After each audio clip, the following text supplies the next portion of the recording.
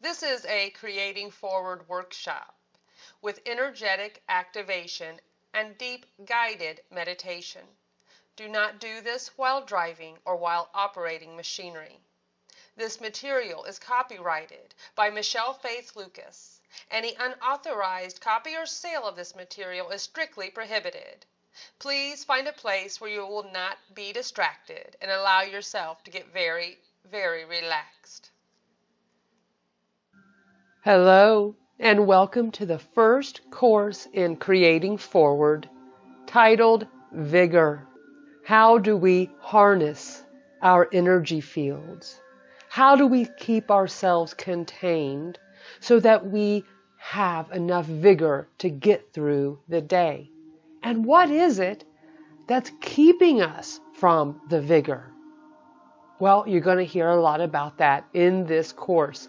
First, find a place to sit down and take a deep breath. We're going to pull ourselves back into our bodies. It's the first thing we do at the beginning of every Creating Forward course. Bring yourself back from your worries as you inhale. And as you exhale, just allow all that tension to float away. Bring yourself back from your responsibilities. Just command your soul back as you inhale. And as you exhale, release all that tension. Bring yourself back from your thoughts. Command yourself in your body away from all of those thoughts or feelings or concerns, responsibilities that you may have had in the last 24 hours. And exhale, releasing it all. Very good. You see, what you just did was an energy exchange. You brought energy from your thoughts. For instance, thoughts create an energy imprint around you. The more attention you put onto certain thoughts, the more likely they will start becoming thought forms, talked quite extensively about by Carl Jung. I can see those thought forms because I've been a medical intuitor most of my life. I was a born seer, so I could see spirits and energy around people from as young as I can remember. So when people have joyous, happy thoughts, the energy to me looks like light, this brilliant light, like they're connected to the One. They're connected to the source of all. But when they have thoughts like fears or lack of self-respect for themselves or lack of respect for others, that's an energy exchange as well that actually does not unite you to source. And the way I saw it as a child is that people with these kinds of thoughts turned their lights off. They turned off their connection to source. So when you bring yourself back into your body before we start a session, you're turning your light on. You are dissolving the thought forms around you, bringing control back to what is exactly supposed to have control in your life, which is your soul. The first step in Creating Forward is to relinquish that which does not sustain you. Because that which does not sustain you is what is zapping your vigor. It is taking your precious energy away. We create thought forms. We put our energy out there to needless worries or concerns. And we literally are leaving a part of ourselves off. We are disconnecting not only from source, but from life force energy that we were given from the earth. So, you don't need to write that down. You just listen and recognize if I relinquish that which does not sustain me, I'm going to find more vigor in my life. I'm going to find more energy to heal that part of myself I'm wanting to heal. I'm going to find more vigor to move towards that better possibility, to move toward that abundance or better job that I've been looking for. There are a few things that zap our energy and take us into like an inertia level. One is leaving ourselves off someplace else, overgiving and not bringing yourself back afterwards. Thoughts that do not align with who you really are. You are a divine being in this universe.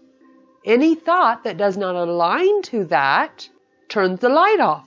It disconnects you from source. And the most substantial way that our energy gets zapped is by the shadow around humanity.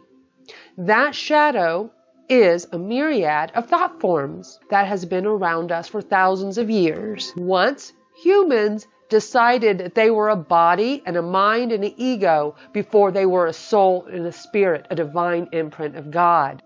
You are not only a divine imprint of God, but your soul is trying to sing a song, your unique melody, through your body, through your life experience, through your journey.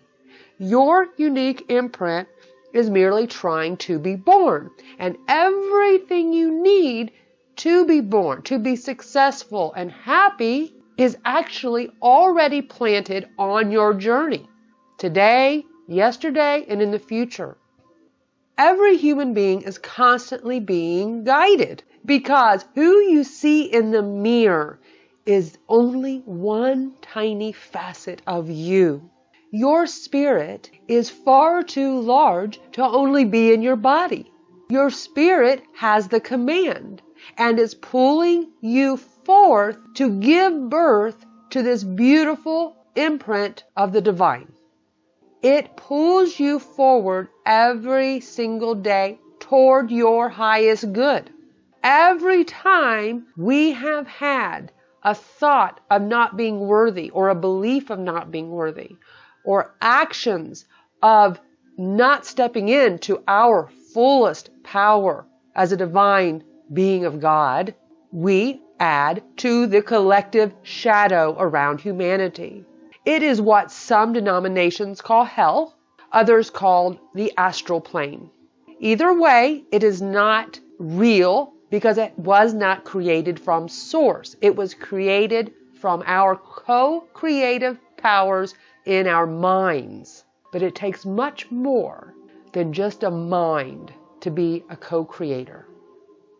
It takes feelings. It takes energy. It takes our unique impressions to put everything together.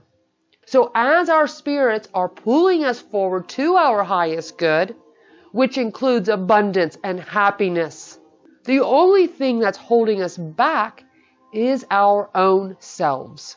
Almost every human being on this planet has as a part of their purpose healing this shadow. So if you feel that you have had a particularly difficult journey with one healing after another, let me tell you, your primary journey is a purpose to heal this shadow.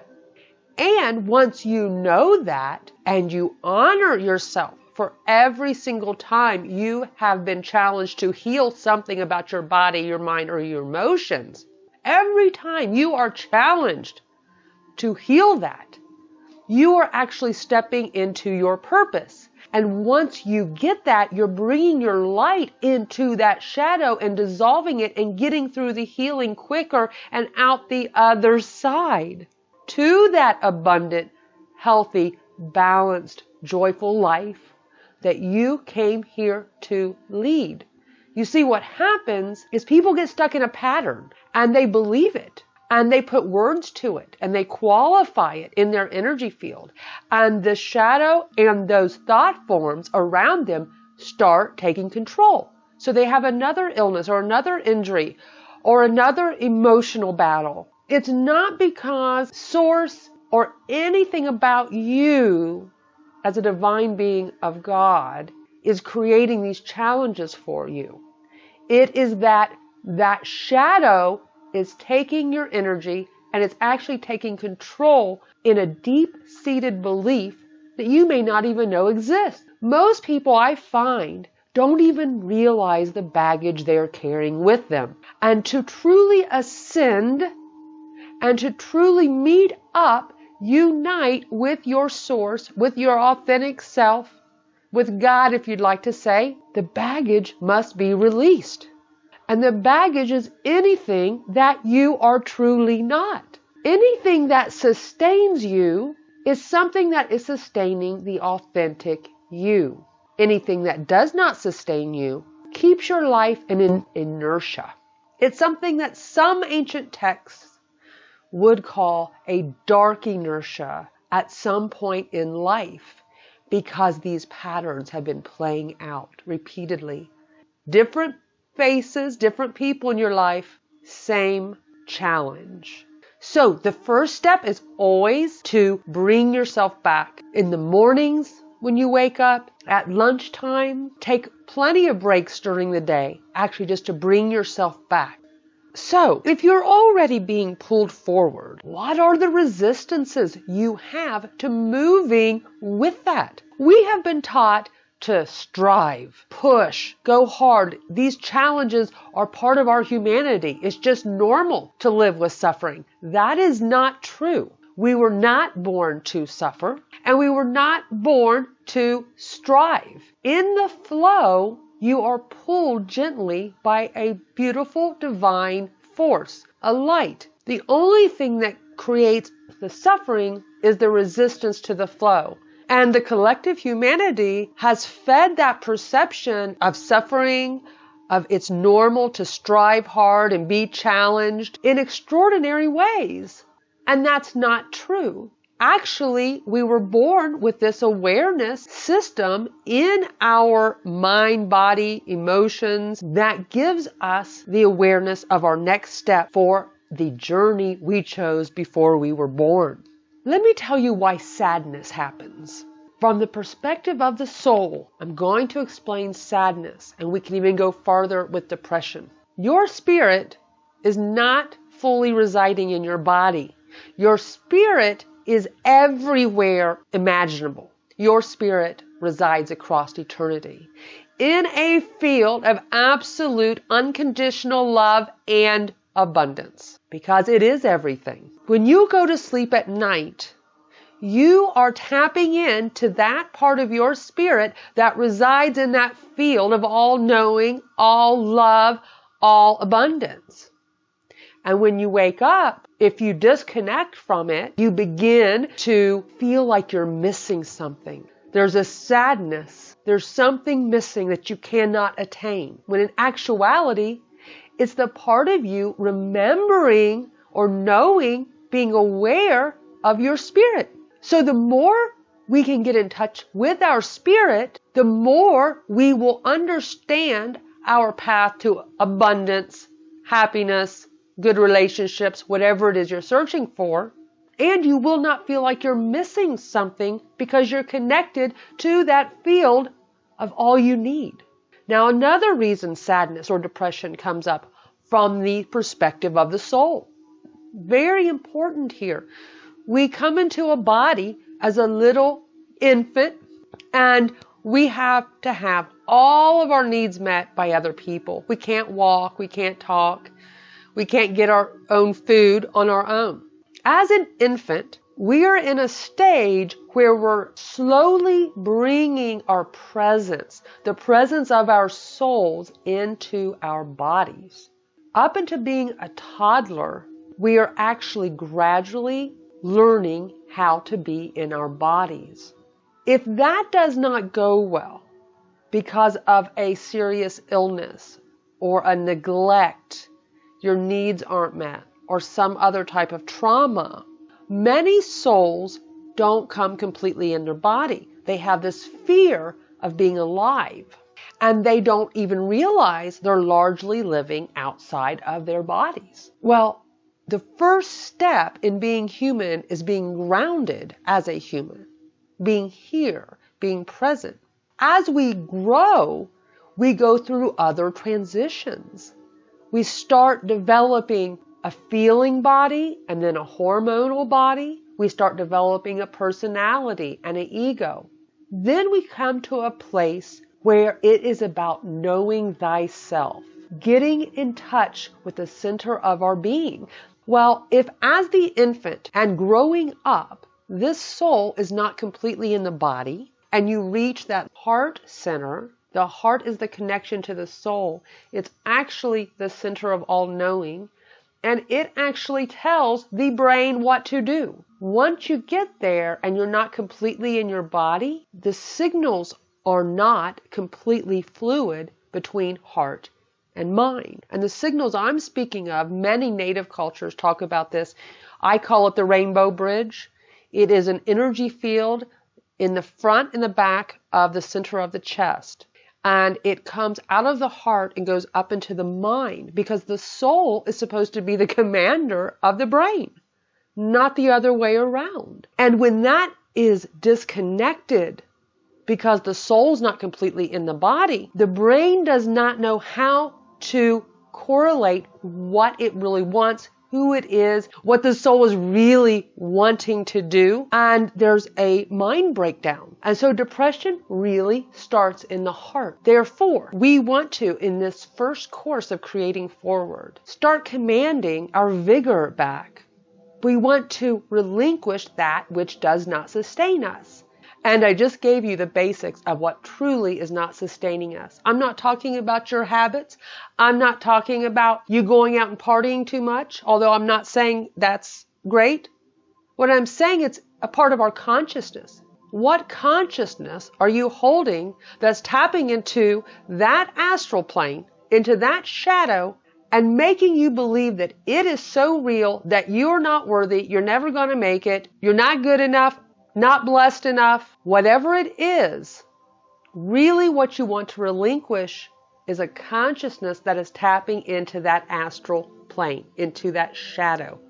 It is what zaps us. Another way to add to that shadow is by looking at other people with pity. You see, there is great sadness in our world that is obvious. However, every being we look at is a soul, a divine imprint, a being of God, and they will never die. They are on a journey to heal their own shadow, and they are very strong for choosing whatever journey it is that you and I may look at with sadness. And if we keep looking at this person with pity, that poor soul, that poor being, that's not accurate, because that is not the way God or Source, whomever you want to, however you wish to describe that, does not see this being in pity. This being is doing exactly what it's supposed to do. It is beautiful and divine, and it is affecting not only the healing of the shadow, it's affecting the healing of other beings, friends and family around them. So, one person looks upon somebody with pity.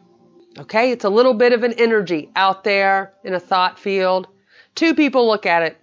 You add to it. Yes, that's true. Pity's true. Now you have three people. And let me tell you, once you get three people absolutely believing this, you've created a thought form. It's almost like a little demon running around our brains.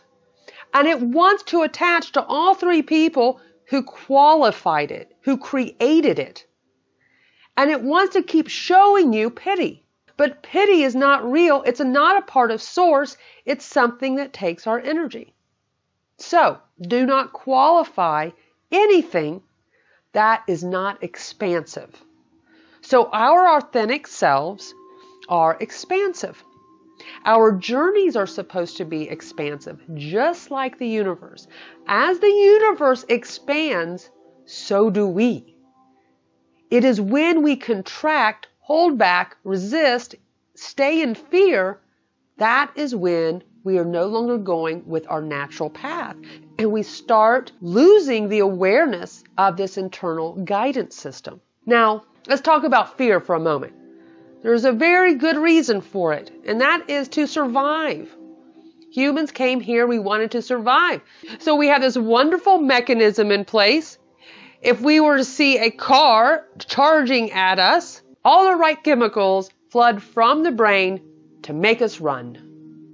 That's what we need, to run away in that moment, to survive the possibility of that car hitting us. However, those chemicals in the base of the brain, the most rudimentary part of the brain, they come from the oblongata. Those chemicals were not meant to continue running for hours or days. It breaks down the body. Fear is supposed to be a mechanism for immediate and quick survival need. When people are constantly living in fear, those chemicals will erode our electrical systems. And that system can be related to the first chakra, the first energy transformation center in yoga. That center resides at the very base of the spinal column. And it is on a line of what I call the red light ray. The red light ray is the most slowed down vibration. It has the longest wavelength of the colors and the slowest vibration. And it relates to this physical survival that we do need to exist on Earth. It relates to our foundations, which is actually the name of the first chakra is the Muladhara, which means foundation. So when I look at the red light ray with someone, what it shows me is how safe that person feels in their body. Are they grounded in their body? Do they feel secure? Do they feel like they can walk with a steady gait? Being grounded is necessary in healing and in finding that internal awareness system to move you toward your greatest purpose, your greatest gifts, and your greatest joys. So we look at the very first chakra at the base of the spinal column, and I'm going to have you use your imagination now. We use our imagination much in creating forward. It's extremely important. Not only is it the same center of clairvoyance, but it gives you feedback on how you're doing in certain areas. Like I said before, most of the people who I've worked on for decades do not realize their own baggage. They don't realize it's a consciousness baggage they're carrying, and it just keeps playing out and playing out over and over in different ways so that you can see it and therefore heal it. And as we ascend, we just cannot take that with us because it's not real. It's something that humans created, not God. So in these exercises that we do, we activate certain centers. Today it's going to be the red light ray. We're going to activate the red light ray at the very, very bottom of the spinal column. Close your eyes. Take a deep breath. And put all of your awareness into that spot at the very, very base of your spinal column. Imagine it as a red light, an orb of red light. Notice how well you can visualize it. If you can visualize it very red, you have a good sense of security and groundedness. If it's lighter towards a pink instead of a red in your imagination, then it is closer to letting yourself go in areas, maybe giving yourself away, stretching yourself too thin, maybe allowing worries or fears to take over your life. Okay? Now, keep your eyes closed. Keep your attention on that Muladhara red chakra, the base of the spinal column. We're going to tone a sound of yang, kind of like Y-A-N-G, yang. We're going to do this 3 times, but on my cue, and feel how that energy naturally flows down into the base of the spinal column. You'll feel it possibly heat up or expand. That is an indication that you are activating the right place in this red root chakra, activating your energies to get more vigor into your life and become more grounded. Let's do this the first time. On the count of 3, we will tone the sound yang. 1, 2, 3. Yang.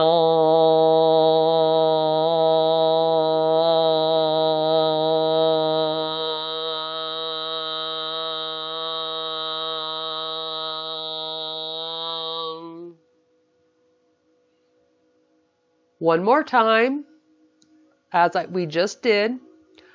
1, 2, 3.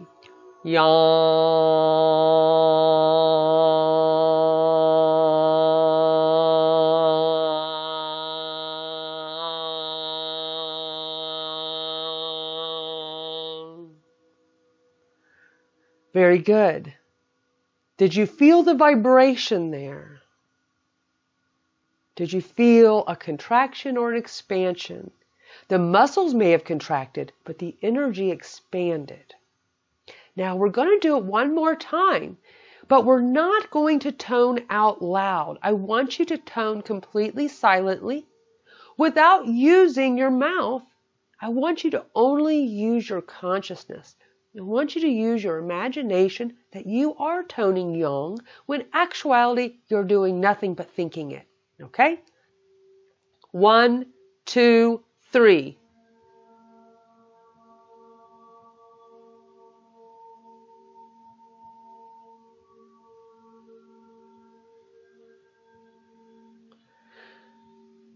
Very good. You still felt it.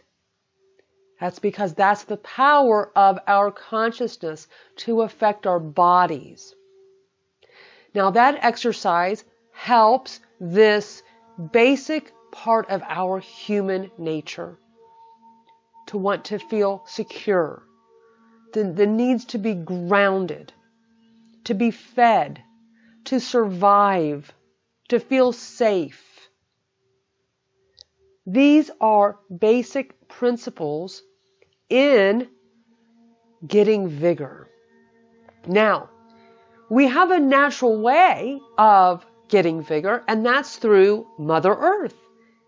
All the plants give off oxygen for us, or most of them. Our plants give off oxygen for us to breathe and to live. Behind that is a gentle light. Some called chi, some called ki. It's life force. It's universal life force. So not only do you have the oxygen, you have a conscious energy moving amongst those molecules that is life force.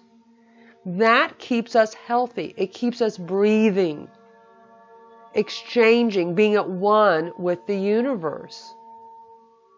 But when we hold back or we live in fear and worry, we don't breathe as deep. We stop connecting with the earth that is giving us all we need to thrive.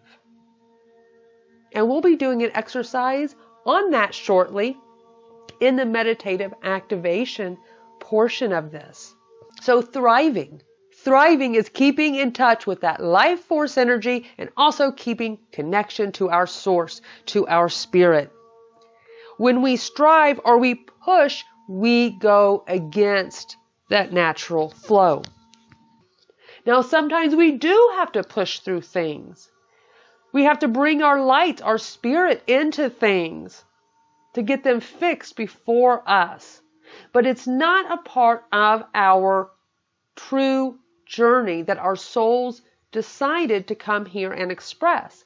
Because the only thing that's happening again is that divine imprint that you are is trying to be born through your body and through your experience. All the really hard challenges that feel like suffering, those are the wall of resistance that you have collected over a myriad of lifetimes that you said, I've got to heal this. I've got to go through it. And yes, push through it. Maybe it takes days. But this suffering for weeks or years or anything like that was never in our design in humanity. And as a part of healing that creation of suffering that humans have created, we have to kind of go backwards and start refining every part of our consciousness. You know, the Bhagavad Gita says it so beautifully. The Bhagavad Gita talks about Arjuna, a human character representing the thoughts and feelings of humanity. And he's talking to Krishna, who you can say is his higher self or the God of the cosmos. And Arjuna is standing on a battlefield, on the field of sacred duty, which is the heart. He's got his brothers, his cousins on both sides of this battlefield. And he's got the non-virtuous ones who he's related to, and the army's much larger than his army of virtuous soldiers. And he's in a dilemma. Is it my divine calling to actually go to war and kill my brothers? For what? Why would war be okay in the kingdom of heaven? Will he get judged? Will he not go to heaven? And if he loses, he says parts of himself would be happier because then he will not have that guilt upon him. See, he's on the battlefield of the heart, the consciousness of knowing and finding out who you really are. And at the end of the first teaching, when he is crying out to Krishna to give him guidance, and Krishna is saying, this is your duty. Being a coward is ignoble in heaven. At the end, it says, saying this in the time of war, Arjuna slumped into the chariot and laid down his bow and arrows, his mind tormented by grief. Very important words. His mind tormented by grief. His mind was not grieving. Something outside of him was tormenting him. And that is the shadow field, tormenting him. There is a similar phrase in the Bibles, Ephesians 6:12. For we do not wrestle against flesh and blood, but against principalities, against powers, against the rulers of the darkness of this age, against spiritual hosts of wickedness in the heavenly places. I saw that in my near-death experience. That's what I'm here to help you heal. It is what's taking your vigor. It's what's affecting your relationships and your home. It's getting back to the consciousness of the divine being that you are. Completely worthy, all you've ever thought of and more. The 13th century Sufi mystic poet Rumi has a most beautiful poem that activates this understanding of what are we going to choose.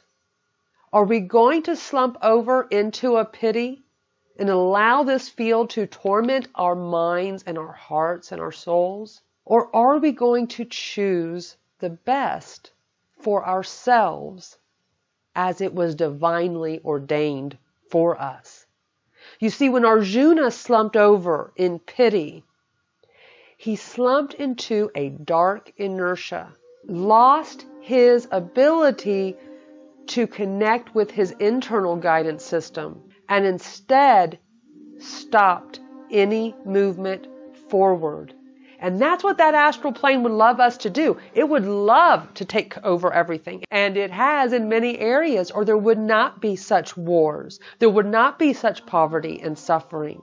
It wants to take over. So how do you do it? Well, you would do it in a way that Rumi would say in his poem, The Many Wines. Here it is, as an activation for your soul to remember who you are. God has given us a dark wine so potent that drinking it, we leave the two worlds. God has put into the form of hashish a power to deliver the taster from self-consciousness. God has made sleep so that it erases every thought. God made Majnun love Layla so much that just her dog would cause confusion in him. There are thousands of wines that can take over our minds. Don't think all ecstasies are the same. Jesus was lost in his love for God. His donkey was drunk with barley. Drink from the presence of saints, not from those other jars. Every object, every being is a jar full of delight. Be a connoisseur and taste with caution. Any wine will get you high. Judge like a king and choose the purest, the ones unadulterated with fear or some urgency about what's needed. Drink the wine that moves you as a camel moves when it has been untied and is just ambling about. Now, you have a journal for your creating forward work. And this is one place I'd like you to write down a couple very simple assignments after you take this course. The first is to have an internal dialogue with your tribe. Write that down. Have an internal dialogue with your tribe. You're going to ask someone in your tribe, how safe do you feel today? How safe do you feel today? Who's your tribe? Your family, your friends that you interact with on a very consistent basis, possibly co-workers who you interact with on a very consistent basis. Co-workers that make you feel either empowered or short of energy. Dependents, people who are dependent upon you, dogs or cats that are dependent upon you, even houseplants. So this dialogue is going to go on inside of your imagination. You'll just do a little meditation and you'll have that person you choose sitting in front of you.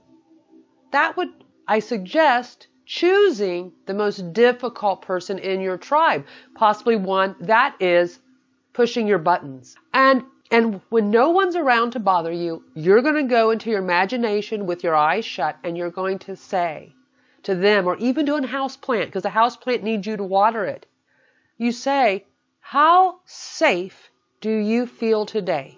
And then just empty your mind and see what comes through your imagination. What would they respond with? How safe do you feel today? Whatever their response is an indication of how safe you feel in your body, how grounded you are. And again, we need to be in our bodies and we need to be grounded to take in life force energy and to build solid foundations for an abundant, successful, joyful life. How is your tribe doing? Does your tribe tell you often how sorry they feel for you? And what part of you does your tribe support? Is it your personality? Is it your thoughts about yourself? Is it your good thoughts about yourself? Or the potential of what's trying to be born through you? Who in your tribe supports the potential that they have not yet seen? And who can you bring into your tribe to support the potential that is being born through you that they have not yet seen? And who in your tribe is holding you back? What in your tribe, what dynamics in your tribe need to be relinquished so that your potential can be sustained. Another example, watching the news all of the time is some of the most deprecating, energy zapping activities that we can do. It's good to be informed, and we need to be informed so that we can make decisions and act. But the more we watch a negativity, a suffering, fears, the more we watch it, not only do we solidify it around ourselves, but we are creating it as a planet, as a humanity. So be informed without the reaction, without the qualifying of what this sad situation is. As soon as we start saying something's terrible, well, that becomes a thought form that takes our energy.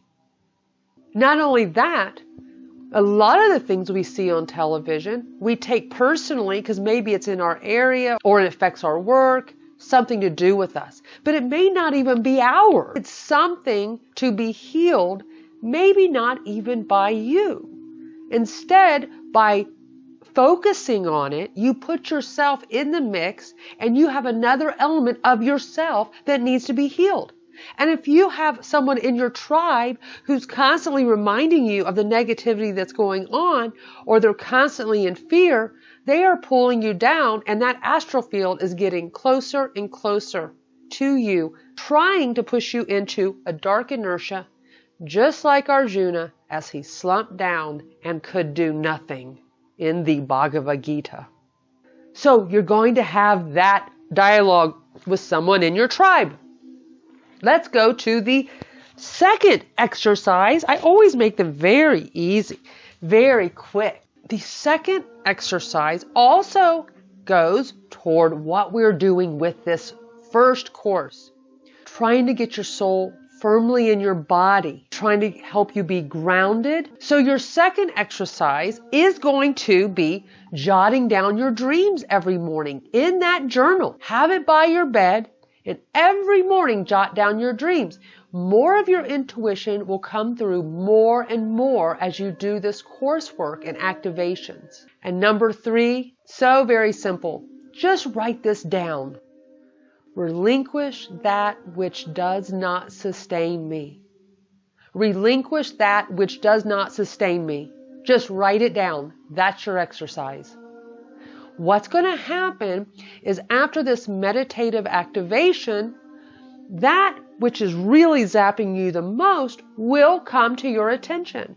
And it'll be something that you can easily relinquish because it is a consciousness. It's not your dog, okay? It literally is a consciousness that we need to transform. And the way you'll become aware of it is through indirect means. You may have a friend just say something out of the blue that hits you like a ton of bricks. Like, wow, that's what I need to let go of. That's the thoughts that are bothering me. You could see something on television in which you have the same reaction. It usually happens between 3 days and 3 weeks after the activation and after this course.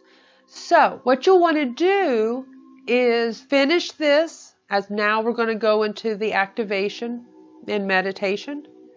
But don't go on to the next course until you have an awareness of what it is you are relinquishing so that you can sustain vigor in your body, mind, and experiences.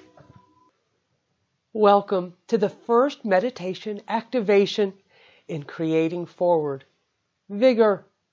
Find a place where you can sit with a nice straight back and your feet planted firmly on the floor. And as you relax in, I will just give a brief verse from the Tao Te Ching. The ways that can be walked are not the eternal way. The names that can be named are not the eternal name. The nameless is the origin of the myriad creatures. The named is the mother of the myriad creatures. We, as individuals, are giving birth to our spirits. We are giving birth to our individual imprint of the divine. We are giving birth to ourselves and knowing ourselves. The nameless is our origin. Vigor is our right to have energy to get through the day.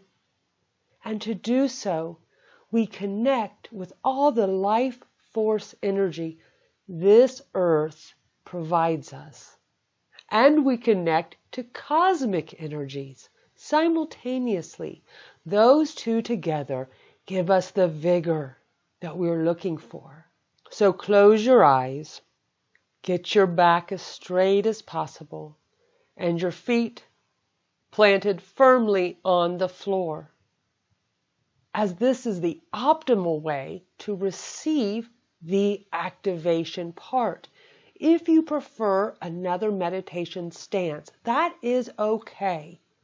But I do suggest you sometime try it with the straight back and feet on the floor for the activation, and you'll be able to feel the energies come up through the earth, and you'll be able to ground them in much more easily.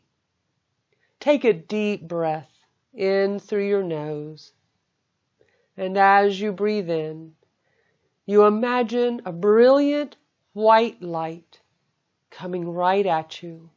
And this brilliant white light comes in through your nostrils,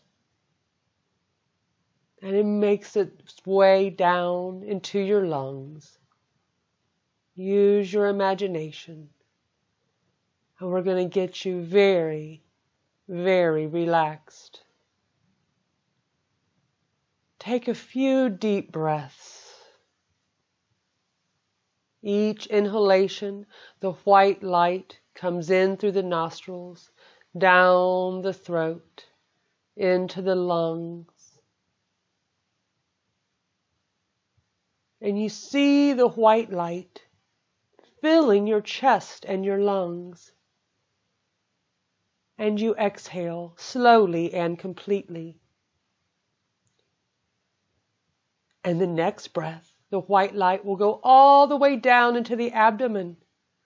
Breathe in the white light coming through the nostrils and completely relaxing your nostrils and your cheeks. Going down your throat, relaxing your throat into the lungs, relaxing the lungs and the thoracic cavity. And as you inhale even stronger, that white light pushes all the way down into your abdomen. And you see your abdomen filled with the white light. And as you exhale slowly and completely, all the tension from your abdomen just melts away. One more deep breath. Inhaling the white light, and you imagine it flooding your body all the way down to the tips of your toes. You accept the white light. You receive the energy of that where you are from. You receive. And the white light relaxes your toes and your feet. Each inhalation, the white light floods in stronger and stronger. You see your feet and your toes and your ankles glowing with white light, and they are very, very relaxed. And the white light fills your lower legs, relaxing the muscles in your lower legs. And it fills your knees and your upper legs. The white light fills your hips and your entire pelvic region, relaxing the muscles of your legs and your hips. Just letting go, letting go. With each breath, you become more and more receptive to this white light. And as it floods your lower abdomen, you feel the tension in your lower abdomen just melt away. And your upper abdomen completely relaxed and glowing with a white light. And your lower back, you see and feel the white light interacting with the muscles of your lower back. And the white light tells you, just let it go. Just let go. And the muscles of your lower back are completely relaxed. And the middle of your back, the white light is in your spinal column, teeming with brilliance, relaxing all the nerves of that central part of your body. And you see the white light going through the nerves of the upper stomach and the center of the back. And they relax. The nerves relax. The upper abdomen relaxes. And now your chest and your upper back, completely filled with the white light. And with every breath, you become more and more receptive to the white light. So much so, it floods down your shoulders, down your arms, down your hands, all the way to your fingertips. And you feel the tingling in your fingertips. You feel your hands warm up, teeming with light, radiance, and your hands completely relax. And your lower arms completely relax. And your elbows, your upper arms, teeming with the white light, and your shoulders fall.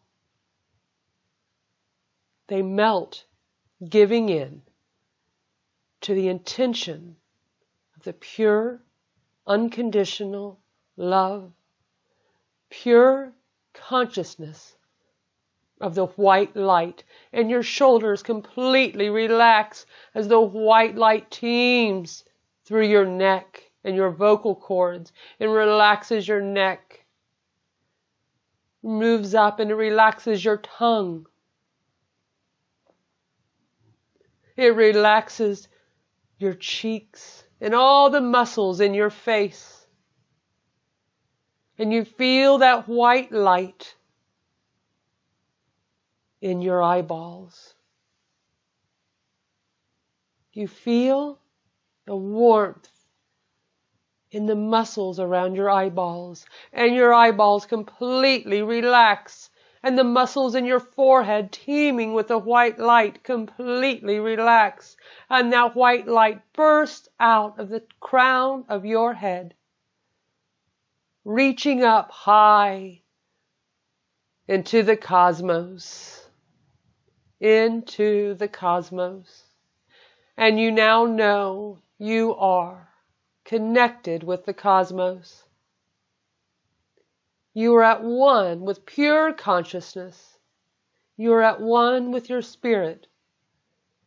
And your spirit says, everything is okay. You can have peace today. And you sink into your chair, letting all worries, all old thoughts disappear. And you feel that knowing of the white light that says all is well. All is well. And you are completely relaxed.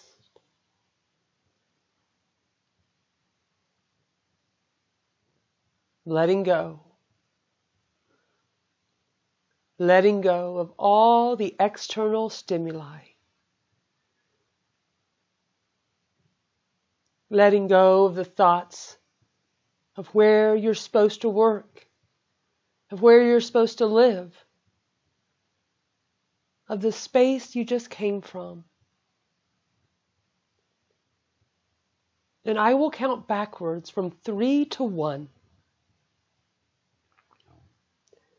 And when we reach the number 1, the image of your sacred space will appear to you. Your sacred space. Perhaps it will be an image of your favorite place on earth. Perhaps it'll be an image of your favorite plants or animals on earth, or landscape on earth. Perhaps it'll be your home in which you're already living. Perhaps it'll just be an orb of light. The only thing that matters is when I count backwards from 3 to 1 and we reach number 1, you allow the first image to come to you of your sacred space today. 3, letting go. 2, completely letting go. 1, and your sacred space is in front of you,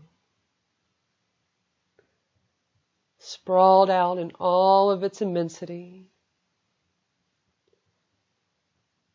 Your sacred space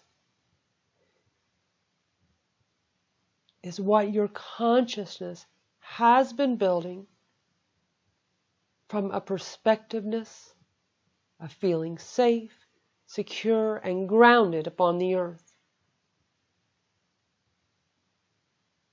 We will build this sacred space and build it more and build it more as this course goes on, until it is a place where you deeply connect with life force energy and the energy of the cosmos. As the course goes on, you will see more. You will be more receptive in this sacred space.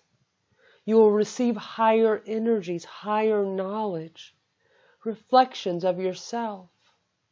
Today, we will focus on being grounded so we may attract vigor into our bodies, into our lives, into our relationships, and into our homes, into our jobs, into all of our possibilities. Begin walking in your imagination. Begin walking across your sacred space.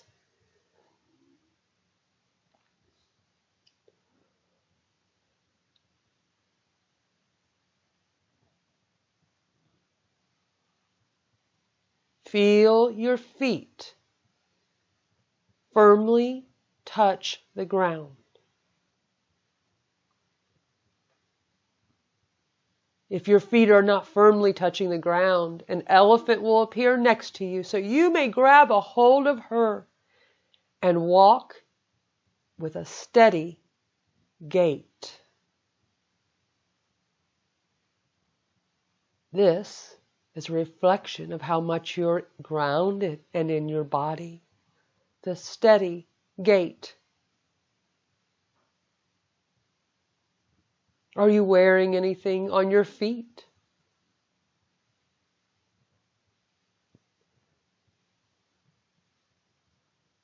What kind of clothes are you wearing?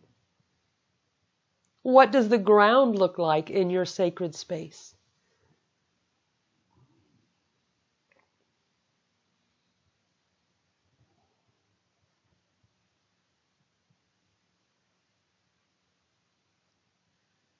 What does the earth feel like in your sacred space?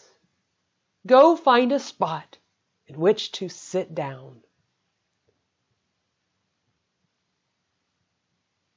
Go find a comfortable spot that seems to be calling out to you for you to sit and bring in life force energy from the earth.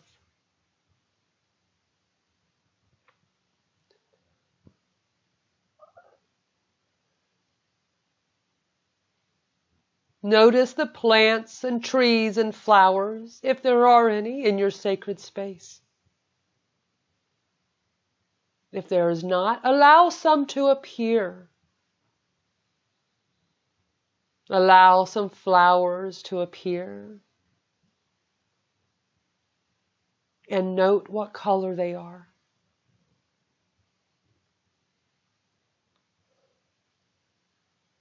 Allow trees to appear and note what they look like and how many there are.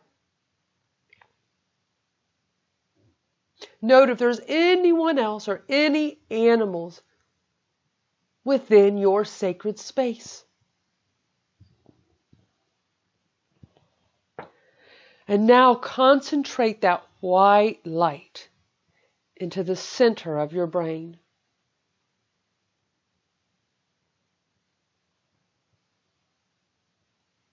Just allow the white light to accumulate completely in the center of your brain.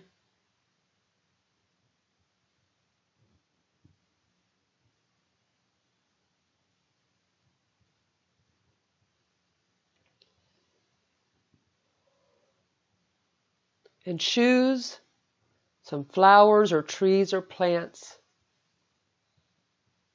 to send this white energy to.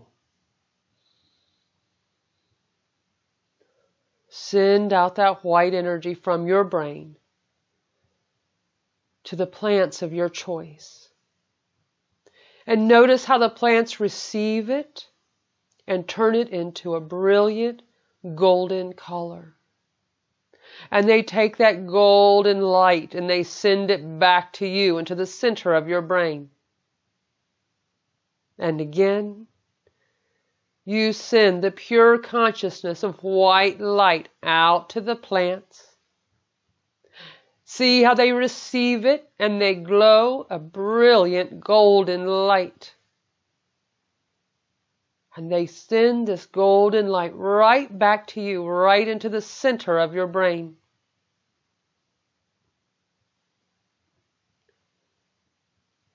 Now do this for a few moments with all of the life within your sacred space. As you take that concentrated white light in the center of your brain and you send it out to the plants, all of them once converted into a golden light, which comes right back to you for you to receive vigor.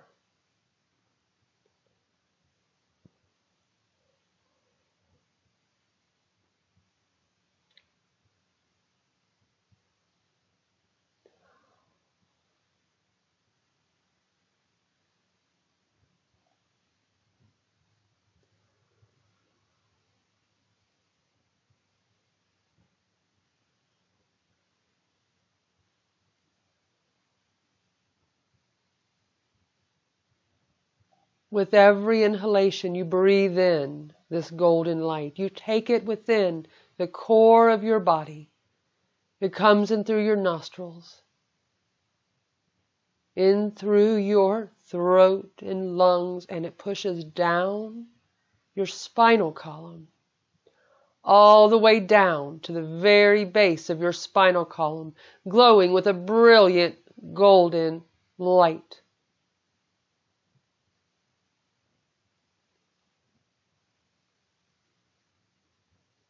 You feel that base of your spinal column heat up, vibrate. It has its own life force. It is pulling in the necessary vigor we get from connections to the cosmos and connections to Mother Earth. How grounded are you in your sacred space?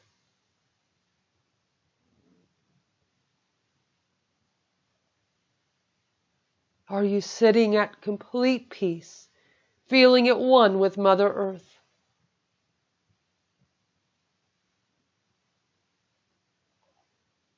Let's take that golden light at the very base of our spinal columns. Feel it heat up and strengthen.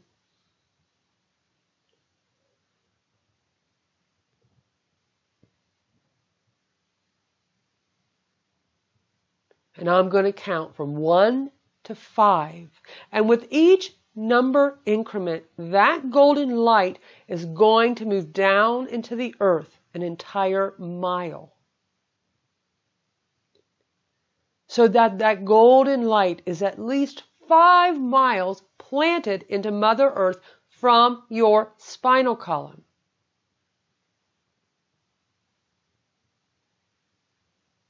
Let's go. 1. Feel the gold light move down into the earth. Down into the earth. 2. Just allow that golden light to ground you deeper and deeper into the vitality of Mother Earth. 3. And that gold light is extended 3 miles from your spinal column down into Mother Earth. And 4. And more it goes. The golden light is connecting you deep with your roots, deep into the source of all vitality, all life force. And 5. That golden light, that golden light is extended at least 5 miles from your spinal column into the depths of Mother Earth. Feel her. Feel her nurturing nature envelop you as you sit in your sacred space.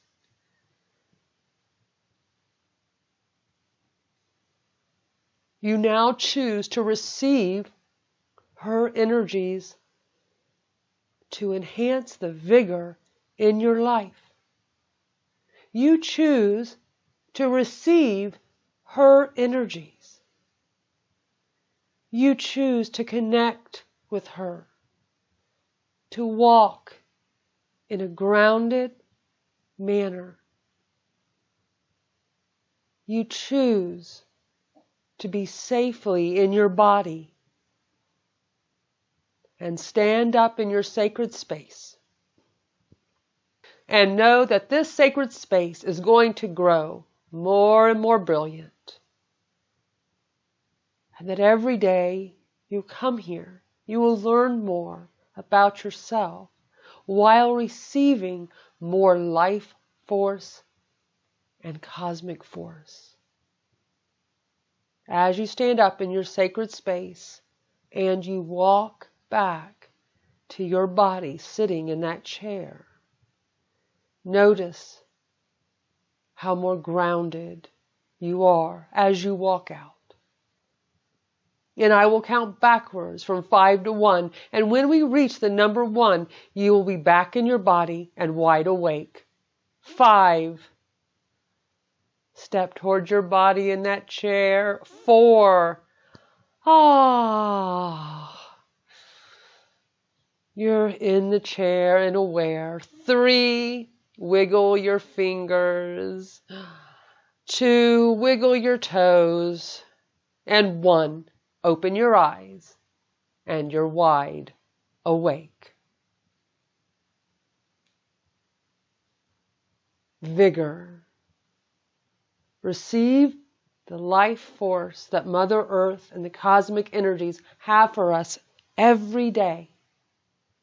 And the more flexible our bodies, the more we do energy movement work with our bodies, such as with yoga or qigong, the more readily we receive these energies.